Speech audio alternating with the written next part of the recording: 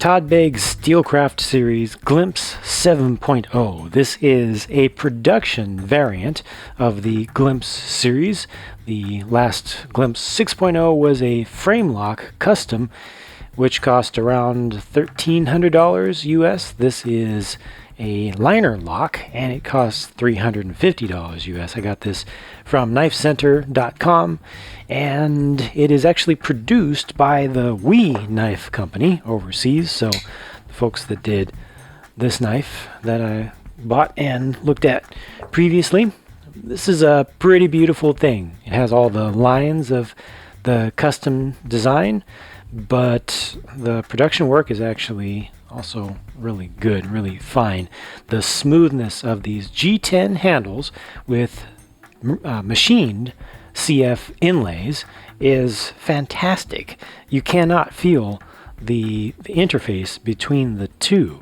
It's finished off very well, and then there's some sort of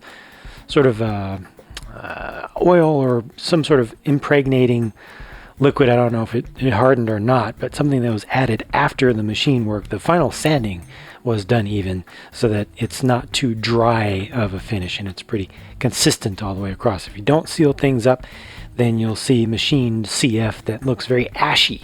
This has none of that.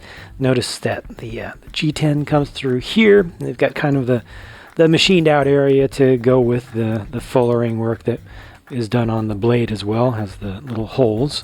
Those actually are holes in there. Just some oxide coating. I don't know the exact coating that's used in there. Beautiful lines for this thing from every angle, even across this side where it has, I mean, I'm not a fan of belt clips. Like the aesthetic design of belt clips, I've never been really into it. I know some folks really do get into that, but I can really appreciate the beauty of this.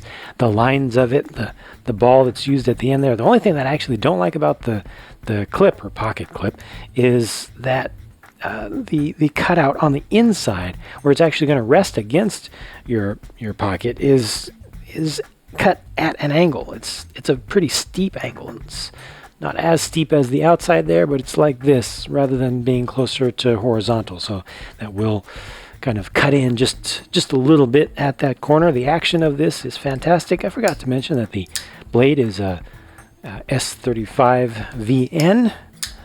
This works beautifully, no problems there. The lock, the liner lock here, sticks up quite a bit compared to what I'm used to. You know, usually they tend to be relatively flush, and you're just going to have a little bit of the jimping sticking out. This has a generous amount of jimping sticking out, which makes it very easy to access. They've also machined in a little bit of a pocket right here, and even scalloped the inside, the thumb side of, you can see it just right in here. They scalloped in the lock mechanism itself. It's fairly well smoothed around those edges. I do feel just a little bit from this side, just a little bit of sharpness on a couple of those teeth. So if I move my thumb across it, I can feel it catching just a little bit. It's not completely sharp, but there's just something there. However, holding it, I don't feel that. It's not bothering me. I was worried when I realized how far that stuck out that it would bug me on the inside of my index finger, but it does not. You got that nice finger guard made out of the flipper, just fits quite well there. And then this cutout here is interesting in what it does, because your thumb goes back there, your pinky finger can come back here, and you can get really good control in the hand with the most basic 3-point grip. So I think that the ergonomics here are pretty good, and depending upon the size of your hand, you know, your pinky will be anywhere from here to back here. It is a little bit slick. It doesn't have the greatest grip for general use, but once you get your hand all the way around it, most of that goes away. There's no jimping on the back of the blade. Notice that they've trimmed off the spine as well, tapered that down with a slightly hollow grind. The main grind of the blade is also hollow, but it's not too aggressive, so it's fairly close to flat. The overall balance here is, let's see, I think it's a little bit handle heavy, just a little bit handle heavy, so it's going to be somewhere back, yeah, right around there. Not a problem for me. good thickness to it. The only thing that I don't like about this in terms of its feel, to be honest with you, is just right here. You know, getting my thumb back on that.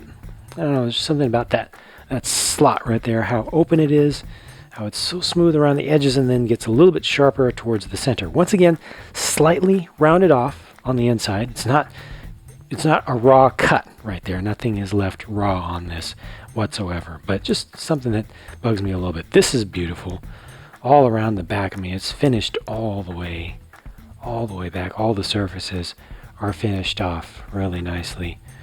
So that's very much appreciated with the satin brushing on there.